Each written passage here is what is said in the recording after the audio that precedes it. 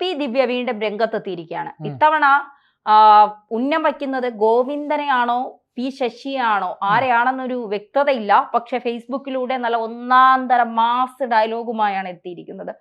എനിക്ക് തോന്നുന്നു പി ദിവ്യ നവീന്റെ ഘാതകരാരാണ് എന്ന് അറിയാൻ പി ദിവ്യയ്ക്കും ആഗ്രഹമുണ്ട്. മഞ്ജുഷയോടൊപ്പം നിന്നുകൊണ്ട് തന്നെ വെട്ടി വീഴ്ത്തിയവർക്കെതിരെ പി ദിവ്യ വാളോങ്ങാൻ തുടങ്ങുന്നു എന്നുള്ളതാണ്.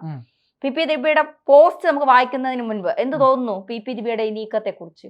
അല്ല, പി ദിവ്യ രണ്ടും കൽപ്പിച്ചിറങ്ങിയിരിക്കുകയാണ് എന്നാണ് മനസ്സിലാവുന്നത്. കാരണം രണ്ട് തരത്തിൽ പി ദിവ്യയ്ക്ക് അനുകൂലമായ സാഹചര്യം ഇവിടെ നിൽക്കുന്നുണ്ട്. ഒന്ന്, നവീൻ ബാബുവിനെ ഒരു തരത്തിൽ അല്ലെങ്കിൽ കൊന്നു കെട്ടിത്തൂക്കുകയായിരുന്നു, ആത്മഹത്യ അല്ല എന്നൊരു സംശയം കുടുംബം ആരോപിക്കുന്നു. പല ആളുകൾക്കും അത്തരം ഒരു സംശയമുണ്ട്. പറയുന്ന സാക്ഷി, അത്തരത്തിലൊരു സാക്ഷി എന്ന് നമ്മൾ പറയുന്ന അത് ഈ കണ്ടു എന്ന് പറയുന്ന വീണാമണിയുടെ അഭിപ്രായങ്ങളിൽ ഇത്തരം കാര്യങ്ങളുണ്ട്. അവരുടെ കുടുംബങ്ങൾക്ക്, കുടുംബത്തിലെ നിയമപരമായിട്ടുള്ള നിയമങ്ങൾ അറിയാവുന്ന ആളുകൾക്കൊക്കെ തന്നെ ഇത്തരത്തിലൊരു സംശയം കൃത്യമായിട്ട് അവർ കോടതിയെ ബോധിപ്പിച്ചിട്ടുണ്ട്. അങ്ങനെ നിൽക്കുമ്പോൾ ആത്മഹത്യാ പ്രേരണ എന്ന് പറയുന്ന ഒരു കേസ് നിലനിൽക്കുന്നില്ല. അത് ഒരു കൊലപാതകമാണെങ്കിൽ ഈ ആത്മഹത്യ നിലനിൽക്കുന്നില്ല. അപ്പൊ അതുകൊണ്ട് പി ദിവ്യയ്ക്ക് അവിടെ ബുദ്ധിമുട്ടുകൾ വരാനുള്ള സാധ്യത വളരെ കുറവാണ്. ഇനി ഇത്തരത്തിൽ നവീൻ ബാബുവിനെ ഇല്ലാതാക്കാൻ വേണ്ടി പി ദിവ്യയെ കരുവാക്കി പി ദിവ്യ പോലും അറിയാതെ ഇത്തരത്തിലൊരു സാഹചര്യം സൃഷ്ടിച്ചതാണ് എങ്കിൽ അത് അവർക്ക് ഏറ്റവും അനുകൂലമായ സാഹചര്യവുമാണ്. ഇനി അതൊന്നുമല്ല, ഇതൊരു ഒരു ആത്മഹത്യയാക്കി തീർക്കാൻ വേണ്ടി ഒരു മനഃപൂർവ്വമായ ഒരു കാരണം സൃഷ്ടിക്കണമല്ലോ. അത്തരമൊരു കാരണം സൃഷ്ടിക്കാൻ വേണ്ടി മനഃപൂർവ്വം ഇവർ പോയി ഇത്തരത്തിൽ ആക്ഷേപിക്കുകയായിരുന്നുവെങ്കിൽ എല്ലാവരും അട്ടപടലം തൂങ്ങുമെന്നുള്ള കാര്യത്തിലും ഒരു സംശയവുമില്ല. പക്ഷെ പി ദിവ്യ രണ്ടും കൽപ്പിച്ചാണ്. പി ദിവ്യ വളരെ കൃത്യമായി പറയുന്നുണ്ട്, വെട്ടിച്ചെതറിച്ചാലും മുറി കൂടി വരും എന്നുള്ളതാണ്. അതായത് ഈ പറയുന്ന നോർമലി നമ്മൾ പറയുന്ന കുറെ ഡയലോഗുകളുണ്ട്. ഈ തീയിൽ കുരുത്തവൻ വെയിലത്ത് പാടില്ല എന്നുള്ള തുടങ്ങിയ പല പ്രയോഗങ്ങൾ നടത്താറുണ്ട്. അത്തരത്തിലുള്ള പ്രയോഗങ്ങൾ തന്നെയാണ് പി ദിവ്യ നടത്തുന്നത്. കാരണം എന്നെ നമുക്കതിൽ വേറെയും കുറെ അർത്ഥങ്ങൾ കാണാം. എന്നെ നിങ്ങൾ അങ്ങ് ചാമ്പാൻ തീരുമാനിച്ചാൽ നിങ്ങളൊന്നും അങ്ങനെ പോവില്ല. കണ്ണൂർ രാഷ്ട്രീയത്തിന്റെ ഉള്ളറകളിലേക്ക് കടന്നുകൊണ്ട് പല കാര്യങ്ങളും നോക്കിക്കഴിഞ്ഞിട്ടുണ്ടെങ്കിൽ നിഗൂഢതയുടെ ഒരു അധോലോകം നമുക്ക് കാണാൻ വേണ്ടി കഴിയും. അതാണ് കണ്ണൂർ രാഷ്ട്രീയം എന്ന് പറയുന്നത്. കണ്ണൂർ രാഷ്ട്രീയത്തിന്റെ ഒരു പ്രത്യേകത എന്ന് പറയുന്നത് ഈ പറയുന്ന പണ്ട് മുതൽക്കേ തന്നെ കൃത്യമായ രൗദ്രത്തിന്റെ ഒരു നാടാണ് കണ്ണൂർ. വളരെ കാര്യമായിട്ട് നമ്മൾ കണ്ണൂരിൽ പോയി കഴിഞ്ഞാൽ നമുക്ക് മനസ്സിലാവും. അതായത് കൃത്യമായി അവർ പ്രതികരിക്കേണ്ടതിന് അവർ പ്രതികരിക്കും, അടിക്കേണ്ടതിന് അവർ അടിക്കും, അതുപോലെ തന്നെ സ്നേഹിക്കേണ്ട കാര്യത്തിന് അവർ സ്നേഹിക്കും. പക്ഷേ CPM-ന്റെ ഒരു ഉള്ളറകളിലേക്ക് വരുമ്പോൾ അവരെങ്ങനെയാണ് അതിനെ കൈകാര്യം ചെയ്യുക? ആ രൗദ്രത്തെ മുഴുവൻ ആവാഹിച്ചുകൊണ്ട് അവരെന്താണ് ചെയ്യുക? കൃത്യമായി അടിച്ചു തീർക്കും, അല്ലെങ്കിൽ വെട്ടി തന്നെ തീർക്കും എന്നുള്ളതാണ് കണ്ണൂർ രാഷ്ട്രീയം. ആ കണ്ണൂർ രാഷ്ട്രീയത്തിന്റെ ഉള്ളറകളിലേക്ക് നമ്മൾ ചിന്തിക്കുമ്പോൾ BJP-യുമായുള്ള ഒരു പൊളിറ്റിക്കൽ ആയിട്ടുള്ള കുറെ അടി കേസുകൾ, അതുപോലെ തന്നെ വെട്ട്, RSS CPM സംഘർഷമുണ്ട്. അങ്ങനെ വെട്ടി തന്നെയാണ് ആ കണ്ണൂർ രാഷ്ട്രീയം നിലനിന്ന് പോകുന്നത്. അപ്പോൾ അതിന്റെ എല്ലാം രഹസ്യങ്ങൾ, അതിന്റെ എല്ലാ കാര്യങ്ങളൊക്കെ പി ദിവ്യക്ക് വളരെ കൃത്യമായിട്ട് അറിയാം. അങ്ങനെ ദിവ്യ എന്ത് ചെയ്യും? ഈ കാര്യങ്ങളെല്ലാം വെളിച്ചത്ത് പറഞ്ഞാൽ ഒരുപാട് ആളുകൾ ദിവ്യ വെളിച്ചത്ത് പറയുമ്പോൾ ചിലർ അകത്തേക്ക് പോകും എന്നുള്ളതാണ് ഇവിടെ നമ്മൾ കാണാൻ വേണ്ടി കഴിയുന്നത്. നമുക്ക് പോസ്റ്റ് ഒന്ന് വായിക്കാം. അതെ, 18 മണിക്കൂർ മുമ്പാണ് ഈ പോസ്റ്റ് ഇട്ടേക്കുന്നത്. പോസ്റ്റ് ഇങ്ങനെയാണ്: കണ്ണൂരിന്റെ മണ്ണിലും മനസ്സിലും ചുമപ്പിന്റെ കടും ചായം ആദ്യം അണിയിച്ചത് തെയ്യങ്ങളാണ്. നാട് വാണ്ടിരുന്ന ദുഷ്പ്രഭുത്വം ചതിയിൽ വെട്ടിവീഴ്ത്തിയും ചവിട്ടിത്താഴ്ത്തിയും അവസാനിപ്പിച്ച നിരാശരായ മനുഷ്യരുടെ ഉയർത്തെഴുന്നേൽപ്പാണ് തെയ്യ സങ്കല്പങ്ങളിൽ അധികവും. നടുനിവർത്തി മനുഷ്യരാവാൻ വഴികാട്ടിയ ചുമപ്പിന്റെ തണലിലാണ് എന്നെന്നും നിരാലംബരുടെ പ്രതീക്ഷ. മുച്ചിലോട്ടമ്മയും കടങ്കോട്ട് മാക്കവും ഉൾപ്പെടെയുള്ള സ്ത്രീ ജീവിതങ്ങളുടെ ഉയർത്തെഴുന്നേൽപ്പ് വടക്കേ മലബാറുകാർക്ക് ഭക്തിയും ബഹുമാനവും ചേർന്ന വൈകാരികതയാണ്. നമ്മുടെ തെയ്യങ്ങളിൽ സ്ത്രീകൾ കെട്ടിയാടുന്ന ഏക തെയ്യമാണ് മാട്ടൂൽ തെക്കുംപാട് കുലോത്തെ ദേവക്കൂത്ത്. ദേവലോകത്തു നിന്നും ദ്വീപിലെ ഉദ്യാനത്തിൽ വന്നിറങ്ങിയ ദേവതകളിൽ ഒരാൾ വള്ളിക്കെട്ടിൽ കൂട്ടം തെറ്റിപ്പോകുന്നതും സങ്കടമറിഞ്ഞ നാരദർ തിരിച്ചെത്തിക്കുന്നതുമാണ് പുരാവൃത്തം. ഇന്ന് ദേവക്കൂത്ത് കാണാൻ ദ്വീപിലെത്തി. വെട്ടിവീഴ്ത്തിയാൽ വീണ്ടും മുറി കൂടി ഉയർത്തെഴുന്നേൽക്കുമെന്ന ചുമപ്പിനെ നെഞ്ചിലേറ്റിയ വടക്കൻ പെൺവീര്യത്തിന്റെ തുടിപ്പ് അത് കൈവിടില്ല. ഓരോ തെയ്യക്കാലവും ഓർമ്മകളുടെ പൂക്കാലമാണ്, തോറ്റിയുണർത്തുന്ന വീരസ്മരണകളുടെ പൂക്കാലം. ഇതിലെനിക്ക് രണ്ട് വരികളാണ് എന്നെ സ്ട്രൈക്ക് ചെയ്യിപ്പിച്ചത്. ഒന്ന്, ദേവലോകത്ത് നിന്ന് ദ്വീപിലെ ഉദ്യാനത്തിൽ വന്നിറങ്ങിയ ദേവതകളിൽ ഒരാൾ വള്ളിക്കെട്ടിൽ കൂട്ടം തെറ്റിപ്പോകുന്നതും സങ്കടമറിഞ്ഞ നാരദർ തിരിച്ചെത്തിക്കുന്നതുമാണ് പുരാവൃത്തം. മറ്റൊന്ന്, വെട്ടി വീഴ്ത്തിയാൽ വീണ്ടും മുറി കൂടി ഉയർത്തെഴുന്നേൽക്കുമെന്ന ചുമപ്പിനെ നെഞ്ചിലേറ്റിയ വടക്കൻ പെൺവീര്യത്തിന്റെ തുടുപ്പ് അത് കൈവിടില്ല. ഈ നാരദർ പി ശശിയാണോ?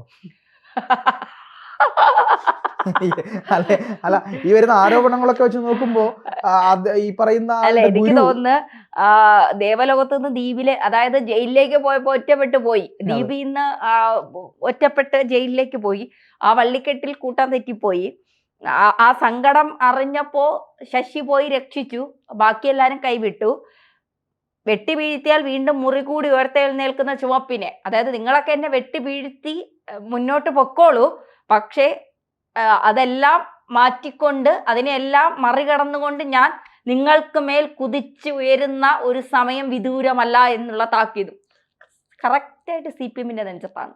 പറ്റുമോ തന്നെ ഇങ്ങനെ എഴുതാൻ, ഇങ്ങനെ നെറേറ്റ് ചെയ്യാൻ ബന്നിക്ക് പറ്റുമോ?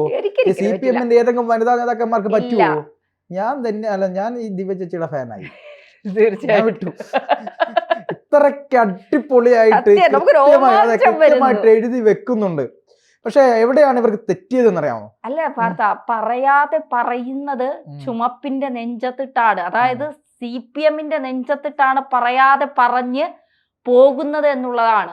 ഇത് കേരളത്തിലെ മറ്റു രാഷ്ട്രീയ പാർട്ടികളോടല്ല, നവീൻ ബാബുവിന്റെ കുടുംബത്തോടല്ല, ഇത് വ്യക്തമായി പറഞ്ഞാൽ ഗോവിന്ദനും ശ്യാമളയ്ക്കും ഇതിന്റെ പിന്നിൽ നിന്ന് കളിച്ചവരുടെയും ഒക്കെ നെഞ്ചത്ത് കയറി തെയ്യം കളിക്കുകയാണ് PP. അപ്പോ ദിവ്യ പറയാതെ പറയുന്നത് ഒരു സ്ത്രീയെ നിങ്ങൾ എന്തിനൊക്കെയോ വേണ്ടി ചതിച്ച് തള്ളിയിട്ടപ്പോൾ അതിന് മുകളിൽ നിന്നുകൊണ്ട് അവൾ ഭദ്രകാളിയായി ഉയർന്നു വന്ന്, അല്ലെങ്കിൽ കണയംകൊട്ടുമാക്കമായി ഉയർന്നു വന്ന് കണ്ണൂർ രാഷ്ട്രീയത്തിലെ CPM-ന്റെ നേതാക്കന്മാരുടെ നെഞ്ചത്തിട്ട് കൊണ്ട് ചവിട്ട് നാടകം കളിക്കുമെന്ന് തന്നെയാണ് ധന്യ പറഞ്ഞതുപോലെ എനിക്ക് തോന്നുന്നത്. അല്ലാതെ വേറെ ഒന്നും ഉണ്ടോ അതിൽ? ഇല്ല, വേറെ നമുക്കത് വായിക്കുമ്പോൾ ഭയങ്കരമായി നമുക്കൊരു എന്താ പറയുക, നമ്മൾ പാർത്ഥപന്ത്രയുടെ ദിവ്യയുടെ ഫാനായൊക്കെ മാറുന്നുണ്ട് ഇത് വായിക്കുമ്പോൾ. പക്ഷേ ഇത് വായിക്കുന്ന ഗോവിന്ദന്റെയും P ശശിയുടെയും പിന്നെ MV ജയരാജൻ ഇവരുടെയൊക്കെ, എനിക്ക് തോന്നുന്നു ജയരാജൻ ഭയന്നിട്ടാണെന്ന് തോന്നുന്നു PP ദിവ്യ അനുകൂലിച്ച് രംഗത്തെത്തിയത്.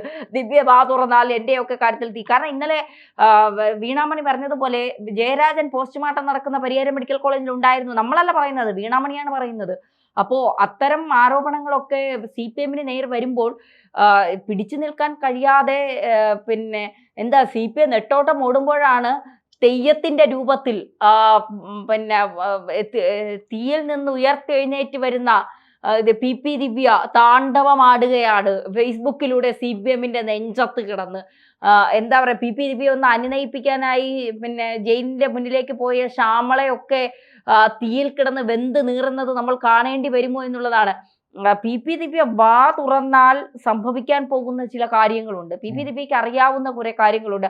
ഇന്നലെ പാർത്ഥം ശ്രദ്ധിച്ചോ എന്ന് എനിക്കറിയില്ല, വീണാമണി ഒരിക്കൽ പോലും PP ദിവ്യക്കെതിരെ ഒരു ആരോപണം ഉന്നയിച്ചിട്ടില്ല.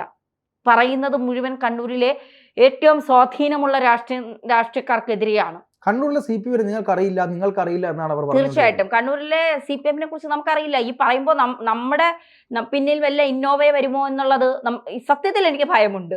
കാരണം ഈ CPM ആണ്, ആരെ എന്തും ചെയ്യാൻ ഒരു മടിയുമില്ലാത്തവരാണ്. 51 വെട്ടുവെട്ടി സ്വന്തം പാർട്ടിയിൽ ഉണ്ടായിരുന്ന കുലം കുത്തി എന്ന് പിണറായി വിശേഷിപ്പിച്ച TP ചന്ദ്രശേഖരെ വെട്ടിക്കൊല്ലാൻ അവർക്ക് ഒരു മടിയുമില്ല എങ്കിൽ, സ്വന്തം പാർട്ടിയെ നെഞ്ചിലേറ്റി നടന്നിട്ട് അവസാനം പാർട്ടിയെ തിരുത്തേണ്ടി വന്ന TPയെ കൊല്ലാൻ അവർക്കൊരു മടിയുമില്ല എങ്കിൽ മറ്റുള്ളവരെ തീർക്കാൻ അവർക്ക് എന്തെങ്കിലും.